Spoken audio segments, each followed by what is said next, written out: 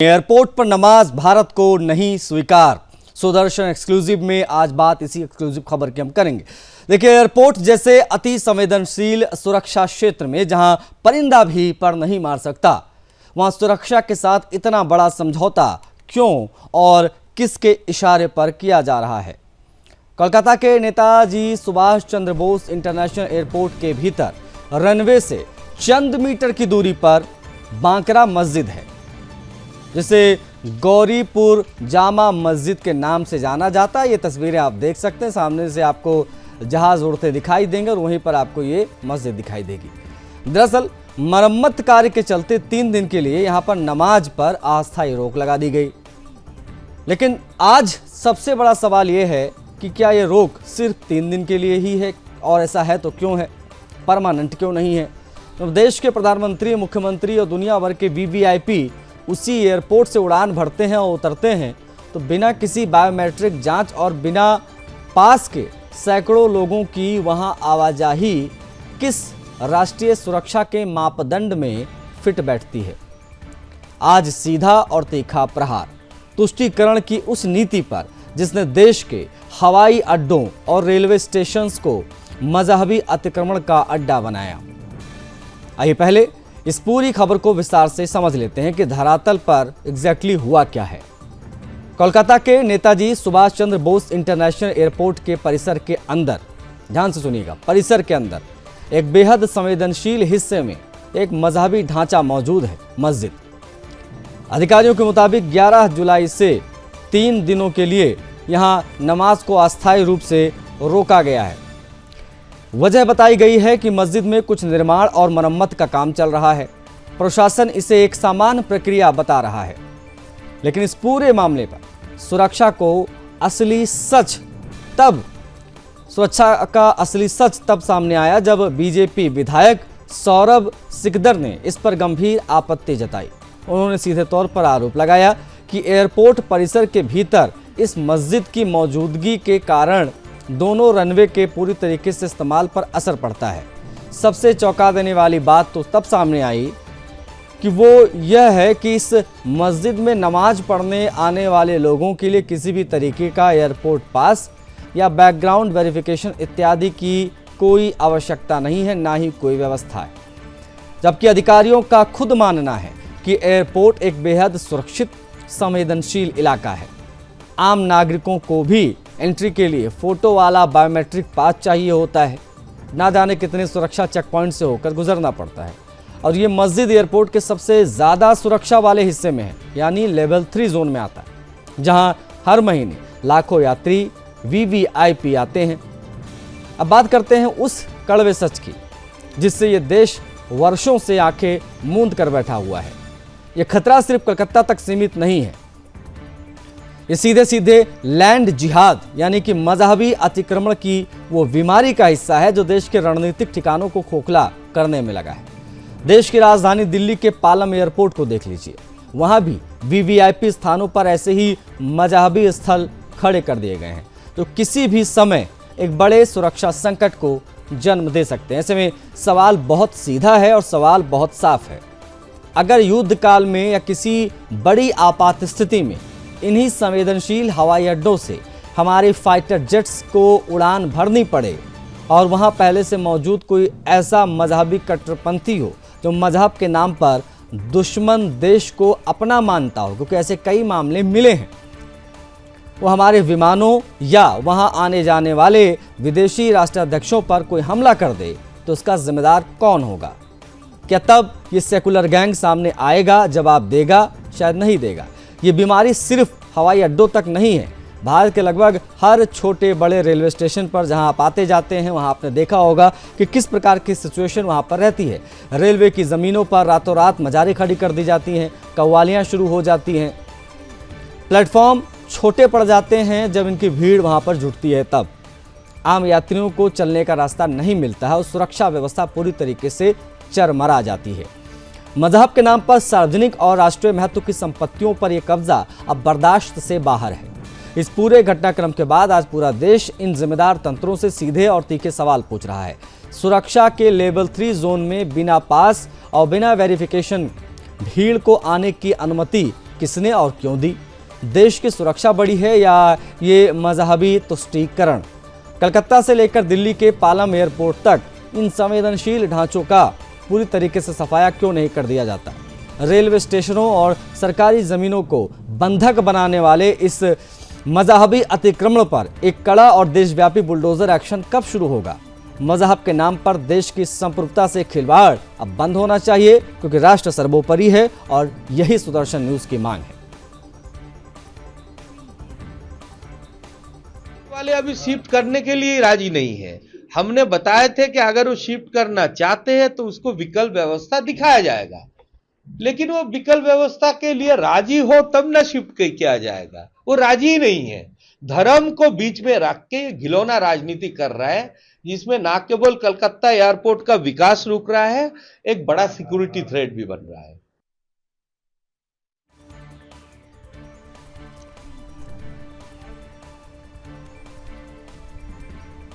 तो वीवीआईपी स्थानों पर इस प्रकार का अतिक्रमण कहीं से भी एक्सेप्टेबल नहीं है। या आप ये तस्वीरें देख सकते हैं, ये विमान उड़ते यहाँ से आपको दिखाई देंगे और साथ साथ में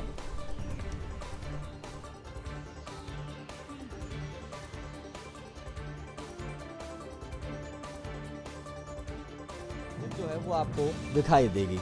राष्ट्रीय सुरक्षा का ये विषय है और एयरपोर्ट जैसे संवेदनशील क्षेत्रों में अगर इस प्रकार की गतिविधियां रहेंगी, जो बहुत संवेदनशील क्षेत्र है, तो वहाँ पर कैसे मान लें कि देश सुरक्षित है? ये धार्मिक मजहबी ढांचा कोई भी एक्सेप्टेबल नहीं हो सकता।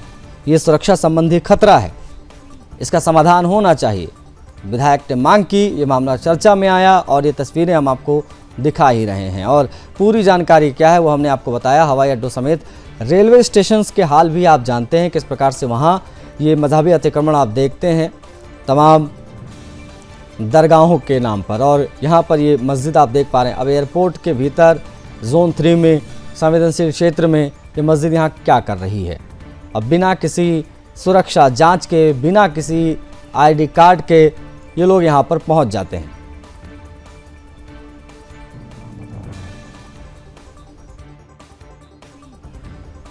बता दें आपको कि इस बेहद महत्वपूर्ण विषय पर बात करने के लिए हमारे साथ सूरज पासी, राष्ट्रीय अध्यक्ष लाखन आर्मी के कनेक्ट हो गए हैं। बहुत स्वागत है आपका सूरज पासी जी।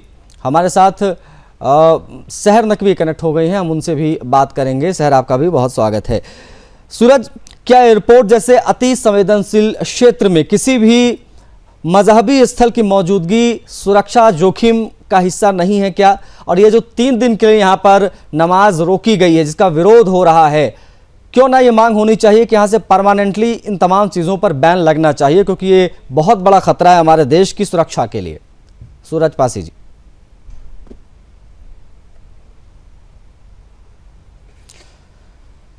सूरज जी, आपकी आवाज़ नहीं आ रही, एक बार अनम्यूट कर लीजिएगा, अनम्यूट कर लीजिए डिवाइस।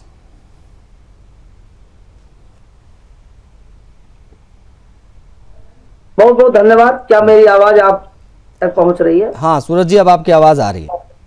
जी बिल्कुल भाई साहब, मैं यही कहना चाहूंगा कि संवेदनशील जगह एयरपोर्ट इंटरनेशनल मामला होता है, ऐसी जगहों पर पूर्ण विराम लगना चाहिए। और मैंने अभी 31 जिलों का भ्रमण किया। मैंने बहुत सारी चीजें देखी हैं कि जो अनावश्यक रूप से हो रही हैं हमारे भारत देश में। जिस तरीके से विदेशी ताकतें फैल रही हैं और केवल हिंदू समाज को दबाया जा रहा है। ये अब से नहीं, ये तुर्कों से, मुगलों से, अंग्रेजों समय से चला आ रहा है। और एयरपोर्ट जैसी जगह पर ऐसी चीजें नहीं होनी चाहिए, हमेशा के लिए पूर्ण विराम लगना चाहिए। मैं तो यही कहना चाहूंगा। नहीं, वाकई में ये बहुत ज़्यादा महत्वपूर्ण है कि इस पर बात भी होनी चाहिए। शहर हमारे साथ लगातार मौजूद है। भैया शहर का एक बार नाम सही कीजिएगा, नाम कहीं चल रहा है। शहर, ज़रा एक बार बताइएगा कि ये जो मांग हो रही है कि भैया ये नमाज जो है परमानेंटली यहाँ पर बैन होना चाहिए, मस्जिद यहाँ से हटनी चाहिए, क्योंकि ये बहुत संवेदनशील एरिया है, एयरपोर्ट का मामला है और तमाम वीवीआईपीज़ का यहाँ पर मूवमेंट होता है। इन मांग को आप किस प्रकार से देख रही हैं सर? देखिए, वो जमीन जहाँ पर मजार है वो वाकई में एयरपोर्ट की ही होगी, तो वहां पर एयरपोर्ट बना हुआ है। और ये जमीन किसी वक्फ की या फिर किसी की पर्सनल प्रॉपर्टी नहीं होगी जहाँ पे मजार है। और ये बात सच है कि एयरपोर्ट बहुत संवेदनशील जगह होती है, वीआईपी मोमेंट जो होता है, किसी तरह गदर ना हो जाए, किसी तरह की अव्यवस्था ना हो जाए, तो वहां पे इसीलिए रोकी जा रही होगी नमाज। और 3 दिन के लिए क्या, वहाँ के ऑफिसर्स तो बोल रहे हैं ना हम किसी अदर जगह शिफ्ट कर देंगे, तो इसमें मुझे लगता है किसी को एतराज नहीं होना चाहिए। अगर शिफ्ट करना चाहते हैं, ये उनकी इंसानियत है कि किसी और जगह वो जगह दे रहे हैं। बाकी अगर वो अवैध है और गलत तरीके से बनाई गई एयरपोर्ट, कोई नमाज पढ़ने की जगह तो है नहीं, नमाज वहीं पढ़ी जाएगी जहाँ नमाज पढ़ने की जगह होगी। तो मुझे लगता है ये गलत तरीके से बनी हुई मस्जिद है, इसे किसी अदर जगह शिफ्ट कर देते हैं तो उनकी इंसानियत है, नहीं करते तो हटाना तो वैसे भी पड़ेगा वो वहां पर। मैं इतना ही कहना चाहती हूँ आपसे। ठीक है, नहीं अच्छा, इसके साथ साथ में जब बात हम तो एयरपोर्ट की स्थिति है, आप तमाम रेलवे स्टेशन पर भी देखते हैं कि जगह जगह पर जो है रेलवे पटरियों के किनारे जो है, मैंने भी देखा है। हाँ, ये मैंने भी देखा है कि रोड पर नेशनल हाईवे है, उसके किनारे भी मज़ारे हैं। हाँ। और रेलवे पटरी के बीच बीच रेलवे लाइन के मज़ारे बनी हुई हैं। वहां पे अच्छा पब्लिक भी जा रही है, बच्चे भी जा रहे हैं, महिलाएं भी जा रहे हैं, हार फूल माला चढ़ा रहे हैं, तो पब्लिक सेफ्टी को भी खतरा है। दूसरा, वहां पे जमीनें जो है वो रेलवे की होंगी, जाहिर सी बात है।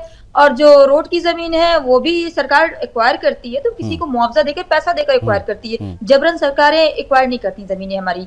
तो मुझे लगता है कि सार्वजनिक जगह से, हमारे उत्तर प्रदेश में माननीय उच्च न्यायालय ने एक आदेश पारित किया था कि सार्वजनिक जगह पे, रोड के किनारे, पटरी के किनारे, लाइनों के किनारे जो भी मज़ारे हैं, दरगाह है, मंदिर है, इवन सभी धार्मिक स्थलों के बारे में बोला था कि सभी को हटा दिया जाए। तो मुझे लगता है कि इसी तरह से हर जगह से पूरे देश में पब्लिक कन्वीनियंस जहां पर भी होनी चाहिए, वहां पे किसी तरह का दंगा ना हो, बलवा ना हो, अव्यवस्था ना हो और नफरत ना फैले, हिंदू मुसलमान जैसी कोई भावनाएं उत्पन्न ना हो, इसके दृष्टिगत रखते हुए हटा देना चाहिए। वाकई में किसी ऐसी जगह शिफ्ट कर देना चाहिए जहां आबादी हो, जहां पे लोग आसानी से नमाज अदा कर सकें या पूजा पाठ कर सकें। मेरा भी मानना यही है कि ये लोग सही है, अपने सही जगह से सही तरीके से काम करेंगे, कानूनी तरीके से। नहीं, जो लोग विरोध कर रहे हैं उनका क्या 3 दिन के लिए वो भी वहां पर कंस्ट्रक्शन चल रहा है, इसलिए रोका गया है, ये हकीकत है, और उसका भी विरोध हो रहा है। तो उनको नोटिस जारी करके पूछ लेना चाहिए ना कि आप लीगल वे में विरोध कर रहे हैं या इलीगल वे में विरोध कर रहे हैं। अगर आपका विरोध कानूनी प्रक्रिया के तहत है तो आपका विरोध एक्सेप्ट किया जाएगा। अगर आप इलीगल वे में विरोध कर रहे हैं तो फिर विरोध क्यों एक्सेप्ट किया जाए? गलत चीजों को हम स्वीकार क्यों करें? हम गलत चीजों के स्वीकार करने कभी पक्षधर नहीं रहे आशीष जी, और ये गलत है, मुझे दिख रहा है फर्स्ट पार्टी में। ठीक है, सूरज हमारे साथ लगातार बने हुए हैं, राष्ट्रीय अध्यक्ष लाखन आर्मी के। सूरज, राष्ट्रीय सुरक्षा से जुड़े विषय हों या फिर पब्लिक प्रॉपर्टी, जिसके बारे में अभी सैर ने बताया, हम रेलवे स्टेशन पर देखते हैं, हम पटरियों के किनारे बने मज़ारों को देखते हैं, वहाँ पर मेले लगते हैं, मॉलबाजी होती, कवालियाँ होती, बड़ी संख्या में लोग आते हैं, हम हाईवेज़ पर देखते हैं, हम चौक चौराहों पर देखते हैं, छोटी छोटी सी जो है सीमेंट की चीज़ें बना दी जाती हैं और वहाँ पर जो है भीड़ लगनी शुरू हो जाती है, आवागमन बाधित होता है। क्या आप ये मांग करेंगे सरकार से कि राष्ट्रीय स्तर पर इस प्रकार के जो अतिक्रमण है उसको हटाए जाएँ और इसकी बहुत आवश्यकता है?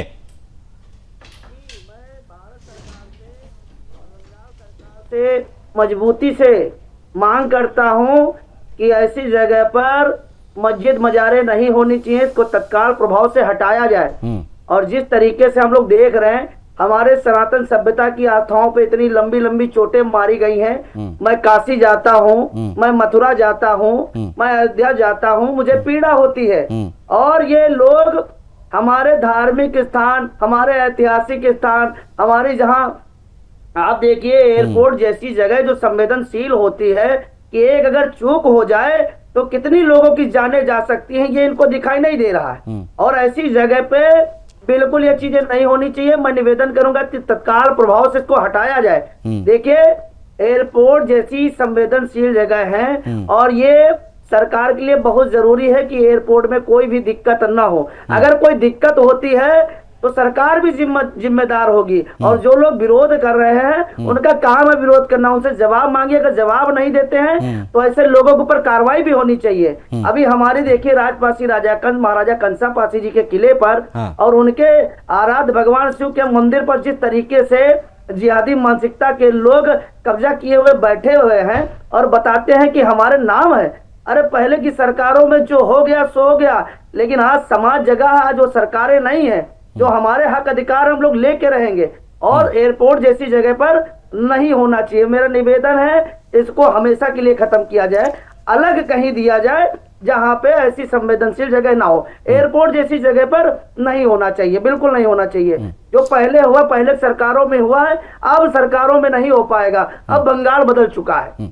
अब तो ये बंगाल इसके विकास की ओर आगे जा इसके रहा है। पीछे की मुख्य वजह है, आप क्या मानते हैं सूरज, जो इस प्रकार की चीजें हमारे देश में एग्जिस्ट करती हैं बड़े पैमाने पर?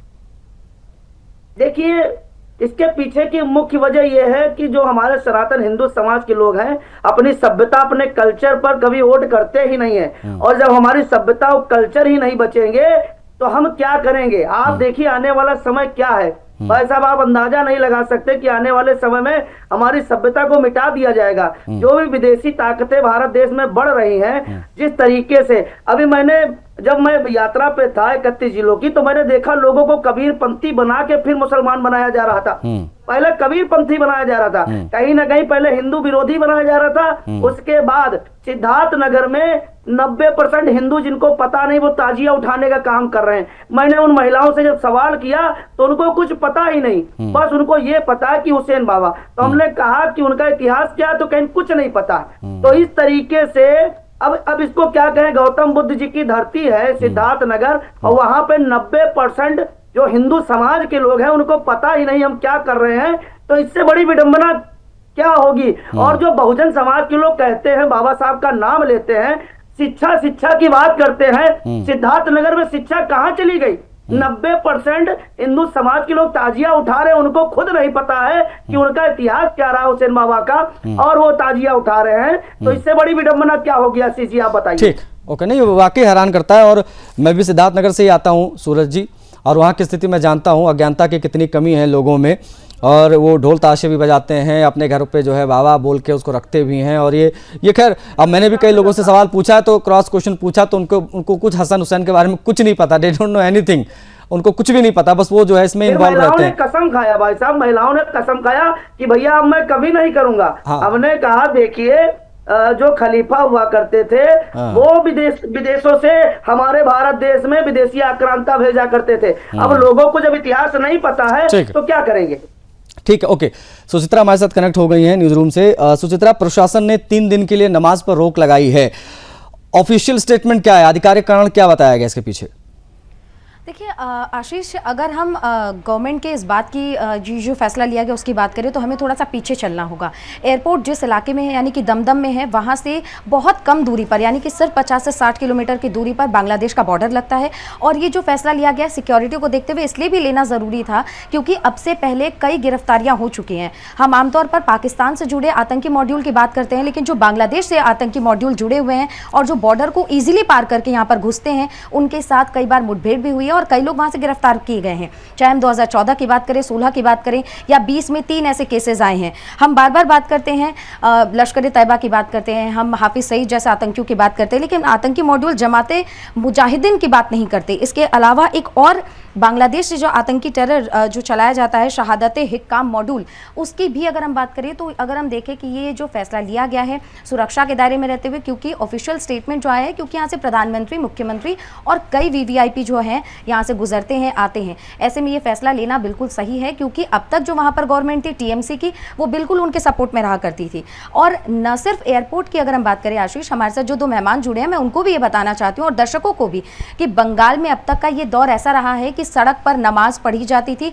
पूरी सड़क फ्राइडे को बंद रहा करती थी और कोई पुलिसकर्मी भी वहां पर आवाज नहीं उठा सकता था, ना कोई हिंदू वहां पर आवाज उठा सकता था।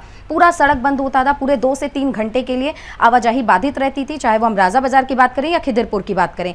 ऐसे में जब गवर्नमेंट की ओर से एक अहम फैसला लिया जा रहा है, क्योंकि हम जानते हैं कि हम बार बार ये तो जरूर कहते हैं कि आतंकवादियों का कोई धर्म नहीं होता, लेकिन हम ये भी जानते हैं कि आतंकवादी किस धर्म से आते हैं। ऐसे में सुरक्षा के लिहाज से अगर हम ये बात देखें, ये सिर्फ 3 दिन के लिए क्यों सुचित्रा, ये सिर्फ 3 दिन के लिए क्यों? जितना कि मैं बंगाल के फैसले को समझ पा रही हूँ, निर्माण कार्य के लिए ये संभवतः किया गया है कि 3 दिनों के लिए नमाज बंद रखा गया है। लेकिन हो सकता है आगे चलकर जिस तरीके से शुभेंदु अधिकारी एक सनातनी सरकार लेकर आ रहे हैं, क्योंकि अब से पहले शोभा यात्रा पे बहुत हमले हुए हैं, लेकिन ममता सरकार से उसे कोई ठोस कदम नहीं उठाया गया, ना कोई गिरफ्तारी की गई है। संभवतः हो सकता है कि आगे चलकर शुभेंदु सरकार की ओर से एक बड़ा फैसला एयरपोर्ट अथॉरिटी की तरफ से क्या कोई रिएक्शन आया है इन लोगों की आवाजाही को लेकर? क्योंकि सुरक्षा व्यवस्था और जो एंट्रेंस के नियम होते हैं, प्रवेश के जो नियम होते हैं, इन सब पर भी स्पष्टीकरण ज़रूरी है, क्योंकि हम और आप अगर जाएंगे तो दुनिया भर के सिक्योरिटी चेक पॉइंट से होकर गुजरना पड़ता है, लेकिन ये नहीं, इनका कोई सुरक्षा इससे संबंधित कोई चेक पॉइंट वगैरह इनके लिए नहीं होता है। इस पर क्या एयरपोर्ट अथॉरिटी का कोई स्पष्टीकरण अब तक इस पूरे मामले में आया, जब से पूरा मामला हम चर्चा में देख रहे हैं? देखिए, अथॉरिटी की ओर से इस फैसले आने के बाद से गवर्नमेंट की ओर से ज़रूर इसको लेकर बयान आया है कि जब कोई एयरपोर्ट के अंदर इन करता है तो उनकी सिक्योरिटी चेकिंग होती है, लेकिन अगर कोई मस्जिद की ओर जाता है उनकी चेकिंग नहीं होती है। और इसी वजह से ये जो पूरा मामला है ये संदिग्ध बताया जा रहा है, क्योंकि चेकिंग को लेकर ये संभवतः हो सकता है कि या तो इसमें चेकिंग जोड़ दिया जाए आशीष, और नहीं तो फिर आगे चलकर एक बड़ा फैसला लिया जा सकता है। एयरपोर्ट अथॉरिटी को आपको नहीं लगता कि इस पर स्पष्टीकरण देना चाहिए कि भैया सुरक्षा व्यवस्था का मामला है, शहर नकवी अगर एयरपोर्ट पर जाएंगे तो तमाम चीज़ें देखी जाती हैं, उसके बाद में हर चीज़ की चेकिंग होती, तब आप पहुंच पाते रनवे के पार। रनवे तो बहुत बड़ी बात हो गई, आप अगले राउंड तक नहीं पहुंच पाते, अगले स्टेप तक नहीं पहुंच पाती। ये स्पष्टीकरण कितना आवश्यक है, और अगर अब तक इस प्रकार से आवाजाही होती रही तो क्यों होती रही, इस पर जवाबदेही क्यों नहीं बनती है?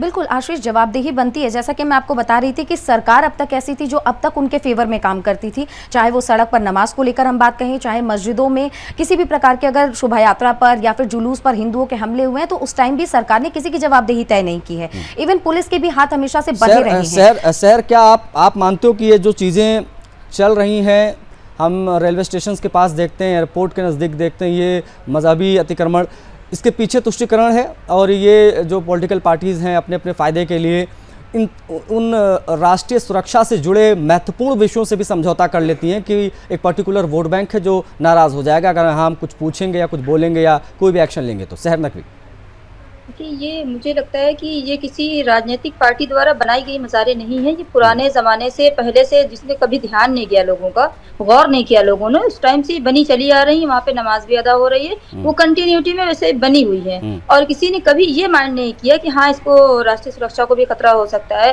किसी भी तरह की भगदड़ या गदर हो सकती है। हर समुदाय के लोग आते हैं कि ऐसा ना हो कि कोई अव्यवस्था हो जाए, किसी की जान चली जाए। तो इन चीज़ों पर मुझे लगता है ध्यान नहीं दिया गया। और जब कोई ज़रूरत आन पड़ती है, ज़रूरत पड़ती है कि यहाँ से रोड निकालनी है, यहाँ से रेलवे लाइन निकली है, यहाँ पर एयरपोर्ट है, या फिर कोई मसला हो जाता है, तब पुलिस उसमें एक्टिव होती है, तब पुलिस की नजर जाती है कि हाँ, इस चीज को हमने क्यों नहीं हटाया। ये इलीगल कंस्ट्रक्शन था, इलीगल वे में ये चीज रन कर रही थी। और ये बात रोड पे नमाज की, अभी आप भाई साहब कह रहे थे रोड पे नमाजें होती है, तो रोड पे नमाज हो सकता है मस्जिदें फुल हो जाती है, इतनी जगह नहीं रहती, मस्जिद स्पेस उतना ज्यादा नहीं होता है, तो रोड पे जगह प्रशासन खुद दे देता है कि इस रोड को हमने खाली करा दिया है, आप यहाँ पे नमाज अदा करिए। नमाज मुश्किल से 15 मिनट, 20 मिनट, आधा घंटा, इससे ज्यादा की नमाज नहीं होती है, और जुमे के दिन ही खासकर होती है। बाकी पर डे की नमाज मस्जिद के अंदर ही होती है, हर व्यक्ति नमाज पढ़ने नहीं आता। जुमे को प्रॉपर खास करके पूरा मुसलमान पूरी दुनिया का नमाज पढ़ने जाता है। तो ये एक व्यवस्था चली आ रही थी, लेकिन अगर किसी को एतराज है, हिंदू भाइयों को एतराज है, या पब्लिक कन्वीनियंस किसी तरह डैमेज हो रहा है, तो हम लोग उस पर एग्री हैं कि हाँ ठीक है, दूसरी व्यवस्था कर दी जाए हमारे लिए,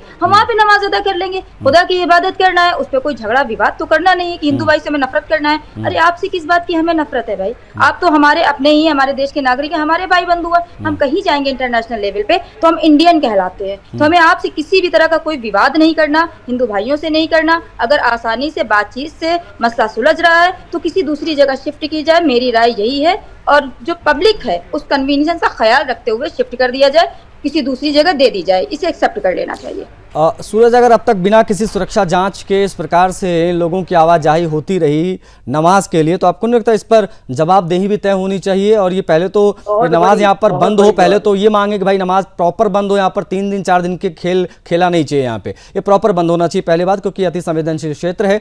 और इसके साथ साथ में जवाबदेही भी तय होनी चाहिए पिछली सरकारों की, स्थानीय प्रशासन की। ये सब चल कैसे रहा है अब तक? भाई पुराने लोगों के ऊपर कार्रवाई होनी चाहिए। इंटरनेशनल एयरपोर्ट है, अगर कोई बड़ी दिक्कत हो जाए या कोई विदेशी लोग या कोई समस्या हो जाता और यहाँ पे कोई बड़ी दुर्घटना हो जाती तो भारत सरकार को देखना पड़ता, वो भारत सरकार जिम्मेदारी लेती। ये लोग थोड़ी नहीं लेते। एयरपोर्ट के अंदर का मामला है और जिस तरीके से ये हो रहा था, मैं तो ये कहना चाहता हूँ कि पहले के अधिकारियों के ऊपर भी कार्रवाई होनी चाहिए।